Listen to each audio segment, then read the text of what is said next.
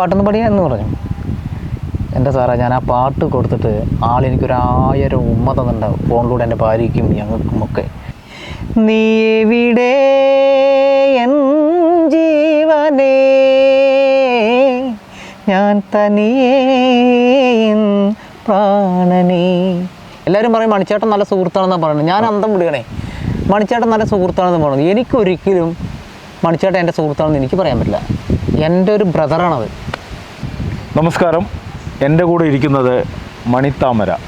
എല്ലാവർക്കും അറിയാം മണിത്താമരയെക്കുറിച്ച്. അതിനോടൊപ്പം വേറൊരു വലിയൊരു സവിശേഷത കൂടി ഞാനിപ്പം ഇരിക്കുന്ന സ്ഥലത്തുണ്ട്. പാലക്കാടാണ്. മണിത്താമര ഏകദേശം 147ഓളം പാട്ടുകൾ പാടിയിട്ടുണ്ട്. അതെല്ലാം വളരെയധികം പ്രശസ്തമായിട്ടുണ്ട്. പ്രമുഖരാണ് അതിലെല്ലാം പാടിയിട്ടുള്ളത്. പിന്നെ വേറൊരു വലിയൊരു വിശേഷം കൂടെ ഉണ്ട്. സ്വന്തമായിട്ട് സൈക്കിളിൽ CD വിറ്റ് നടന്നാണ് മണിത്താമര ഈ പൊസിഷനിലേക്ക് എത്തിയത്. അത് പാട്ടിനോടുള്ള ഒരു അഭിനിവേശം അല്ലേ? സ്വന്തം പാട്ട് CD സൈക്കിളിൽ കൊണ്ടുവന്ന് ബിസിനസ് ചെയ്ത് അത് നാട്ടുകാരുടെ ഇടയിൽ പ്രചരിപ്പിച്ച് ആ പാട്ടിനെ അങ്ങേയറ്റം മുൻമുള്ളയിൽ നിർത്തുക എന്ന് പറയുന്നത് ഒരു ഗായകൻ അല്ലെങ്കിൽ ഒരു എഴുത്തുകാരൻ എന്ന് പറയുന്ന വലിയൊരു സ്വപ്നമാണ്. അദ്ദേഹത്തിൻ്റെ പാട്ടുകൾ പുറത്തേക്ക് വരിക, അത് ആൾക്കാർ കേൾക്കുക, അതിനെ ആസ്വദിക്കുക. പിന്നെ ഇപ്പോൾ നമുക്ക് മണിത്താമരയുടെ വിശേഷം. മണിത്താമര എന്നുള്ള പേര് വരാൻ തന്നെ കാരണം അദ്ദേഹത്തിന് മണിത്താമര എന്നുള്ളൊരു ആൽബം വഴിയാണ് ശരിക്കും പറഞ്ഞു കഴിഞ്ഞാൽ മണിത്താമര എന്നുള്ളൊരു പേര് വന്നത്. ആ പേരിനും ഒരു വലിയൊരു കൗതുകമുണ്ട് അല്ലേ മണിത്താമരയെ കുറിച്ച്. അപ്പോൾ ഇനി നമുക്ക് വിശേഷങ്ങളിലേക്ക് പോകാം. തീർച്ചയായിട്ടും സാർ. എങ്ങനെയാണ് ഈ ഒരു മേഖലയിലേക്ക് ശരിക്കും നാടൻ പാട്ടിലേക്ക് മണിത്താമര എത്താനുണ്ടായ ഒരു കാര്യം? മുത്തശ്ശൻ നന്നായി പാടും, അച്ഛൻ കള്ളുഷാപ്പിൽ പാടും. അത് കേട്ട് എനിക്ക് വിദ്യാഭ്യാസമില്ല. 1ാം ക്ലാസ് ഒരു കൊല്ലം 2ാം ക്ലാസ് 6 മാസം ഞാൻ പഠിച്ചിട്ടുള്ളൂ. അപ്പോൾ ഈ വീട്ടുപണിക്കൊക്കെ പോകുന്ന സമയത്ത് അവിടെ VCR സിനിമ, അന്നത്തെ കാലത്ത് അതൊക്കെ ആ സിനിമ പാട്ടുകളൊക്കെ ഇഷ്ടമാണ്. പിന്നെ അച്ഛൻ പാടുന്ന പാട്ട്, മുത്തശ്ശൻ പാടുന്ന പാട്ട്. പിന്നെ ആ സമയത്താണ് നമ്മുടെ മണിച്ചേട്ടൻ്റെ വരവ്. അതോടുകൂടി ഒരു എവിടേക്കോ നമ്മുടെ ഉള്ളിൽ കയറി ആ ഒരു വൈബ് വന്നു തുടങ്ങി. പിന്നീട് ഞാൻ സ്വന്തമായിട്ട്, എനിക്ക് എഴുതാൻ അറിയില്ല, അപ്പോൾ ഞാനിങ്ങനെ സ്വന്തമായിട്ട് ഓരോ പാട്ട് ഉണ്ടാക്കും. അയ്യപ്പൻ്റെ ഭജനപ്പാട്ടാക്കി, സിനിമ പാട്ടിനെ ഭജനയാക്കും. അങ്ങനെയൊക്കെയാണ് ഇതിലേക്ക് വരാൻ തുടങ്ങിയത്. ശരിക്കും പറഞ്ഞാൽ സരസ്വതി ദേവി ഓട്ടോമാറ്റിക്കലായിട്ട് വന്ന് എഴുതി. അതെ, സത്യം. അതാണ്. നമുക്കിത് എങ്ങനെ എഴുതിയെന്ന് വെച്ചാൽ നമുക്കിതിനെക്കുറിച്ച് അറിയില്ല. കാരണം എങ്ങനെ ഈ പാട്ട് വരുന്നു, പഠിക്കാത്ത നിനക്ക് എങ്ങനെ പാട്ട് വരിക എന്നൊക്കെ ചോദിക്കുമ്പോൾ അത് ഈ പഠിപ്പുള്ള ആൾക്കാരുടെ ധാരണകൾ നമ്മൾ പഠിച്ചു കഴിഞ്ഞാൽ ഈ പാട്ട് വരും എന്നാണ്. അല്ല, അത് ദൈവത്തിൻ്റെ ഒരു അനുഗ്രഹമാണ്. വേലിന്ന് പീച്ചിങ്ങ 2 വലിച്ചിട്ട് മന്ദളും പീച്ചിങ്ങും കൂടെ വറ്റിച്ച് തിന്നില്ലടി നമ്മൾ, മൺകലത്തിൽ നല്ല മണമുള്ള വെള്ളച്ചോറുണ്ടില്ലടി, മഞ്ഞുള്ള മാസം പിറന്നിട്ട് മുറ്റത്തു പായ വിരിച്ചോണ്ട് അമ്പിളി മാമനെ നോക്കി കൊഞ്ചി പറഞ്ഞില്ലടി നമ്മൾ, പാതി വയർ പട്ടിണിക്കിട്ട് ഒന്നിച്ചുറങ്ങില്ലടി. എൻ്റെ വീട്ടിൽ അത്യാവശ്യം പഠിച്ചിട്ടുണ്ട്. അനിയൻ, എൻ്റെ ചേച്ചി, അനിയത്തിയൊക്കെ പഠിച്ചിട്ടുണ്ട്. അവരൊന്നും പാട്ട് എഴുതില്ലല്ലോ. വീട്ടിലത്തെ കാര്യം മാത്രം പറയാം. അപ്പോൾ ഇതൊരു ദൈവത്തിൻ്റെ ഒരു കടാക്ഷമാണെന്ന് ഞാൻ തിരിച്ചറിഞ്ഞ തൊട്ടാണ് ഞാനിതിലേക്ക് ആരോടും ഒന്നും പറയാതെ പാട്ടിലേക്ക് മാത്രം ഫോക്കസ് ചെയ്ത് എത്തപ്പെട്ടത്. കലാഭവൻ മണി എന്നുള്ളൊരു മനുഷ്യനുമായിട്ട്, ആ ഒരു കലാകാരനുമായിട്ട് ഏറ്റവും അടുത്ത് ഇടപെടാൻ സാഹചര്യം കിട്ടി. അത് ഞാൻ പറയുകയാണെങ്കിൽ ആദ്യം എനിക്ക് ഒരു ഫോൺ നമ്പർ കിട്ടിയതാണ്. അങ്ങനെ കബീർക്കിനെയാണ് ഞാൻ ആദ്യം വിളിക്കണത്. എനിക്കാണെങ്കിൽ രജനി സാറിനെ കുറിച്ചും മണിച്ചേട്ടനെ കുറിച്ചും പാട്ട് എഴുതാൻ വലിയ പണിയൊന്നുമില്ല എന്ന് എൻ്റെ മനസ്സിൽ ഇപ്പോഴും. അപ്പോൾ അത്ര ഇഷ്ടമാണ്. അങ്ങനെയാണ് ഞാൻ ഈ ആരാരുമാവാത്ത കാലത്ത് നിന്നൊരു പാട്ട് ഞാൻ എഴുതിയിട്ടുണ്ട്. അതിൽ കുറേ പാട്ടുകൾ പിന്നീട് കൊടുത്തു, ഭക്തിഗാനങ്ങളും ഇതുവഴി കുറേ കൊടുത്തു, കുറച്ച് പാട്ടുകൾ കൊടുത്തിട്ടുണ്ട്. പക്ഷേ ഈ പാട്ട് എഴുതി ഞാൻ കബീർഖാനെ വിളിക്കുന്നു. കബീർഖ മരണപ്പെട്ടു പോയി. കബീർഖ പറഞ്ഞ സതീഷേട്ടൻ നമ്പർ തരുന്നത്, മാരുതി കാസറ്റ്. സതീഷേട്ടാണ് എന്നെ മണിച്ചേട്ടൻ്റെ അടുത്ത് എല്ലാവരെയും ബൂസ്റ്റ് ചെയ്യാൻ. അതെ. അങ്ങനെ സതീഷേട്ടൻ്റെ അടുത്തേക്കാണ് ഞാൻ പിന്നെ പോകുന്നത്.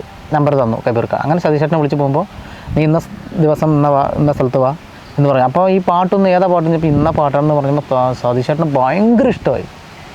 അങ്ങനെയാണ് മണിച്ചേട്ടനത് അപ്പം തന്നെ വിളിച്ച് പറഞ്ഞു, ഒരു ഗംഭീര പാട്ടുണ്ടാ എന്നൊക്കെ പാട്ട്. അവർ തമ്മിൽ അങ്ങനെയാണല്ലോ, മണിയെ എന്ന് പറഞ്ഞാൽ. അങ്ങനെ മണിച്ചേട്ടൻ അന്ന് സ്റ്റുഡിയോ വരും, എന്നെ അതിൻ്റെ പിറ്റേ ദിവസം വരുന്ന ദിവസം വരാൻ പറയും.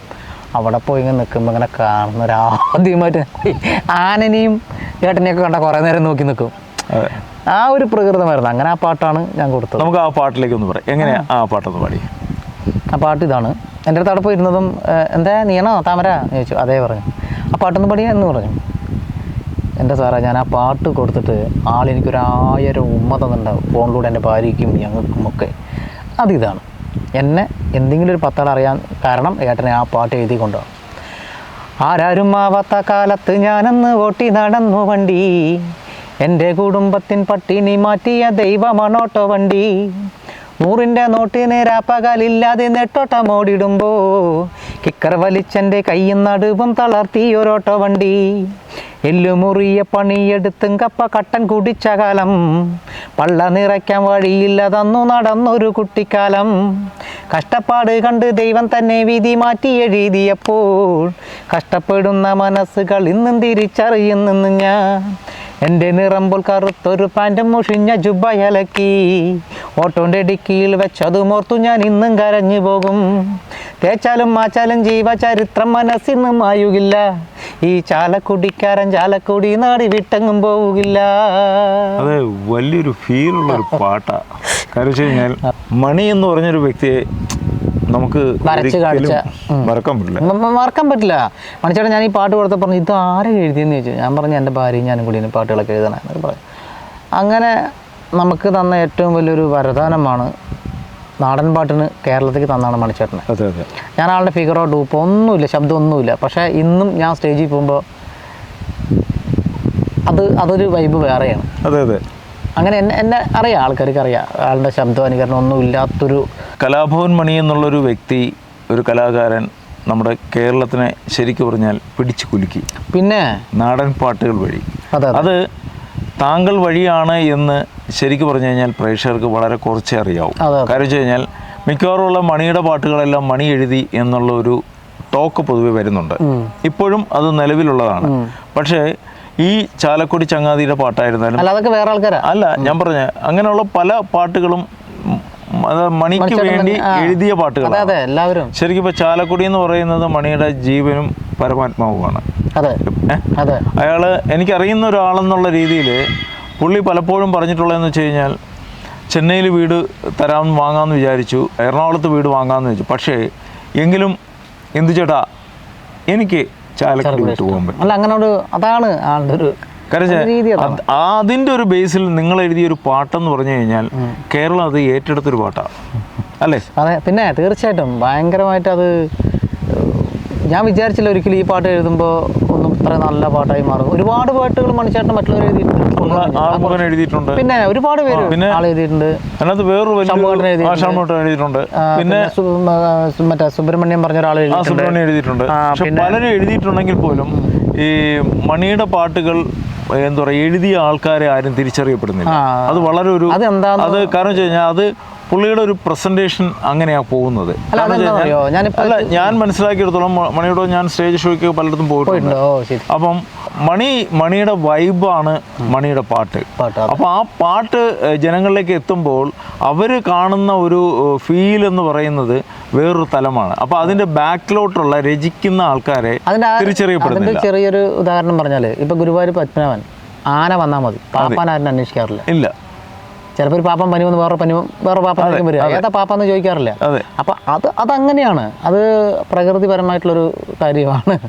നമ്മളതിൽ പറഞ്ഞിട്ട് കാര്യമൊന്നുമില്ല. ഒരുപാട് പാട്ട് എഴുതിയവരുണ്ടേ. അവരൊക്കെ നമ്മളെപ്പോലെങ്കിലും അറിയപ്പെടണം എന്ന് ഞാനും ആഗ്രഹം ഉള്ള ആളാണ്. നമ്മളെ മാത്രം അറിഞ്ഞത് കൊണ്ട് പോരാ. നമ്മളെന്താ വെച്ചാൽ പാട്ട് എഴുതി കൊടുത്തത് ഒതുങ്ങിയില്ല. നമ്മളതിൻ്റെ ഈണം നമ്മൾ തന്നെയാണ്. നമ്മളത് പാട്ട് പ്രസൻറ്റ് ചെയ്യാൻ പറ്റും. അതിൻ്റെയൊക്കെ ഒരു ഭാഗ്യം കൊണ്ട് ഞാൻ വന്നതാവാം ഒരു പക്ഷേ, അത്രയേ ഉള്ളൂ. ഈ രംഗത്തേക്ക് എത്തപ്പോൾ എങ്ങനെയാണ് ഫാമിലി സപ്പോർട്ട് ചെയ്തത്? ഫാമിലി, എൻ്റെ ഭാര്യ ശാന്തി, അവർ നല്ല സപ്പോർട്ടാണ്. അങ്ങോട്ട് ഇന്ന് വരെ നല്ല സപ്പോർട്ടാണ്. മക്കൾ 2 പേരും സുബിനും ശ്രുതിനും വലിയ പിള്ളേരായി. 2 പേരും പാട്ട് പഠിച്ചിട്ടുണ്ട്, സംഗീതം, കർണാടക സംഗീതം.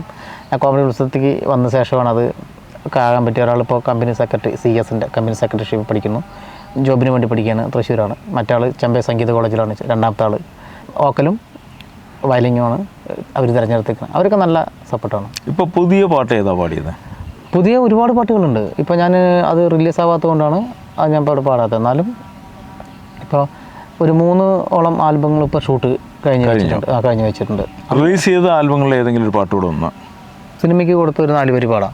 സുധി പാട്ടിന് കൊടുത്ത കവിളത്തോരു മുത്തമേകാൻ കൊതിയൂറുന്നു എൻ മകളെ, ചിരി തോൽക്കും പുഞ്ചിരിയാലേ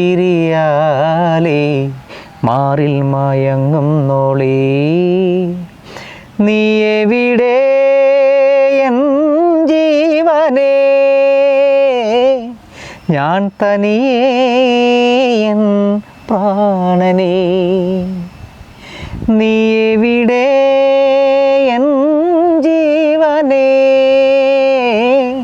ഞാൻ തനിയേ എൻ പ്രാണനേ. ഇത് പടത്തിന് വേണ്ടി സുധീപേട്ടൻ പാടിയ പാട്ടാണ്. അതിൽ ഇത് രചന സംഗീതം ഞാനാണ്. പക്ഷേ ഈ പാട്ട് എനിക്ക് പാടാൻ പറ്റില്ല, കൊടുക്കാനേ പറ്റൂ. ഇതൊക്കെ അവർ പാടണം. മനസ്സിലായി. അതിൽ ഞാൻ പാടിയേക്കുന്ന പാട്ടാണ് രസമുള്ളൊരു പാട്ട്, എനിക്ക് പറ്റിയ പാട്ട്, ഒരു നാടൻ പാട്ട്. ധൂമുട് ധൂമുട് ധൂമുട് പാല് మల్లిగ మల్లిగ పువ్వులు పూబేరి బసవన్న పాదం బట్టే పరబల పేరు ధూముడు ధూముడు ధూముడు పుప్పాలు మల్లిగ మల్లిగ పువ్వులు పూబేరి బసవన్న పాదం బట్టే పరబల പേരു. ഈ സാധനം കൊടുത്തിരിക്കുന്നത് ഒരു വല്ലാത്ത ഫീലുള്ള പാട്ട്. ഇത് വേറെ ട്രാക്ക്, ഇതൊക്കെ വരാൻ പോണുള്ളൂ പാട്ടുകൾ. നമ്മളെയൊക്കെ വിട്ട് മണി പോയി. അതെ. പക്ഷേ എങ്കിലും മണിയുടെ പാട്ടുകൾ ഇന്നും നമ്മുടെ പ്രകൃതിയിൽ അലിഞ്ഞു കിടപ്പുന്നുണ്ട്. തീർച്ചയായിട്ടും. മണിയെ ഇപ്പോൾ ശരിക്കും പറഞ്ഞു കഴിഞ്ഞാൽ മണിയെ പലരും വിൽക്കുക പല രീതിയിൽ. അതിനകത്ത് നല്ലതും വരുന്നുണ്ട്, നെഗറ്റീവും വരുന്നുണ്ട്. നമ്മൾ ഇതിനെക്കുറിച്ച് രണ്ടുമല്ല ഞാനിപ്പോൾ പറയുന്നത്.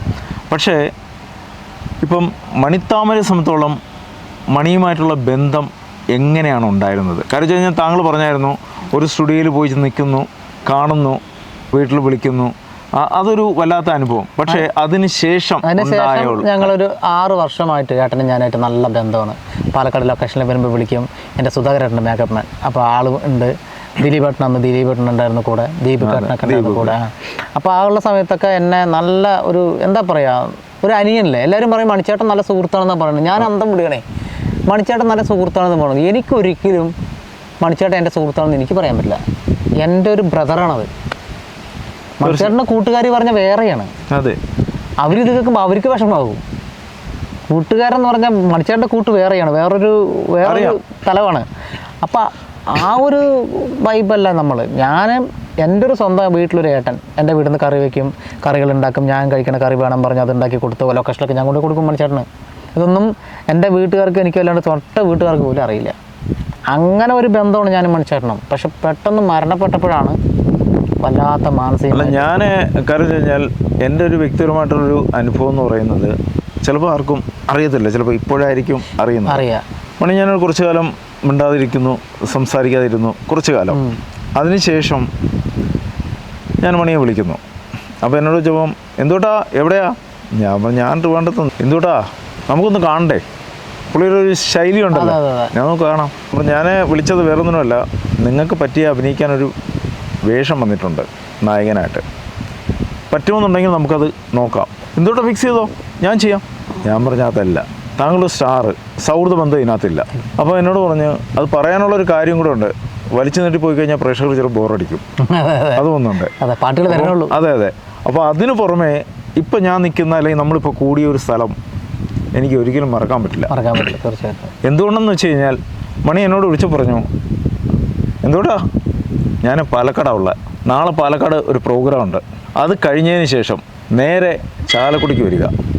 അപ്പം ഞാൻ എപ്പോഴും പോകുന്നത് ബൈക്കിലൊക്കെയാണ് എൻ്റെ യാത്രകൾ. അപ്പം മണി പറഞ്ഞു, അതെ ബൈക്ക് എടുത്തുകൊണ്ടൊന്നും വരരുത്, നേരെ അവിടെ നിന്ന് ബസ് കയറുക അല്ലെങ്കിൽ ട്രെയിൻ പിടിക്കുക, നേരെ ചാലക്കുടി എത്തിയിട്ട് എന്നെ ഒന്ന് വിളിച്ചാൽ മതി, ഞാൻ വണ്ടി വിടാം. ഞാൻ പാലക്കാട് നിന്ന് പ്രോഗ്രാം കഴിഞ്ഞാൽ ഫ്രീ ആണ്.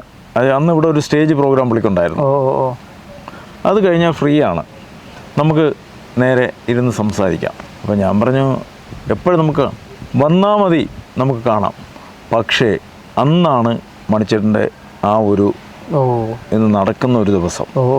കാരണം വെച്ച് കഴിഞ്ഞാൽ എന്നെയും വിളിച്ചിരുന്നു, പക്ഷേ എനിക്കവിടെ എത്താൻ പറ്റിയില്ല. എല്ലാവരും പറയുന്നൊരു കാര്യമുണ്ട്, അത് പറയുമ്പോൾ തന്നെ നമുക്ക് പിന്നെ വേദന ഉണ്ടാകുന്നൊരു കാര്യമാണ്.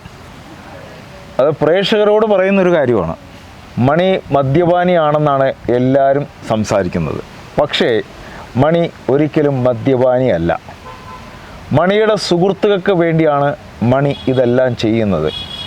എല്ലാവർക്കും വേണ്ടി മണി മദ്യം വാങ്ങിച്ചു കൊടുക്കും, സൗഹൃദങ്ങൾക്ക് വേണ്ടി മാത്രം. ഞാനത് കണ്ടിട്ടില്ല. പക്ഷേ മണി ഒരിക്കലും മദ്യപാനി അല്ല എന്ന് അദ്ദേഹത്തിൻ്റെ കൂടെ കുറച്ചു കാലം നടന്ന വ്യക്തിയെന്ന് എനിക്കറിയാൻ പറ്റും. അത് പ്രേക്ഷകർ തിരിച്ചറിയേണ്ട ഒരു വലിയൊരു കാര്യമാണ്.